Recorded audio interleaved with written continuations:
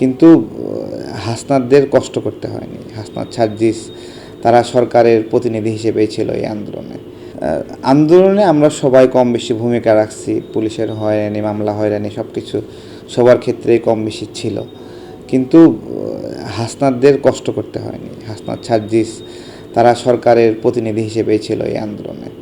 এবং আমরা যখন 9 দফা নিয়ে সারা দেশ কাজ করছিল, তখন তাদেরকে ব্যবহার করে 8 দফা প্রচার করছে যে সরকার পতনের আন্দোলন যারা করতেছে তারা ষড়যন্ত্রকারী, আমাদেরকে তারা ষড়যন্ত্রকারী বানিয়ে দিছে এরকম, যাতে করে আন্দোলনকারীদের কষ্ট আরও বেশি হয়, তাদের উপর নিপীড়ন জায়েজ করার জন্য তাদেরকে ব্যবহার করছে। যে আন্দোলনকারীদের মধ্যে যারা তীব্র আন্দোলন করতেছে তারা হলো তাদের অংশ না। হ্যাঁ, এইটা বইলে আন্দোলনকারীদের উপর যে অত্যাচার বাড়ানোর একটা বিষয় আছে, এইখানে হাসনাত সার্জিসরা একটা ভূমিকা রাখছে।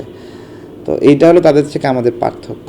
হ্যাঁ, আমরা যে ক্ষুধা দারিদ্র মোকাবেলা করে দীর্ঘদিনের লড়াই, আমাদের সংগ্রাম, অ্যাক্টিভিজম, সেটার সঙ্গে তাদের কোনো সম্পর্ক নাই।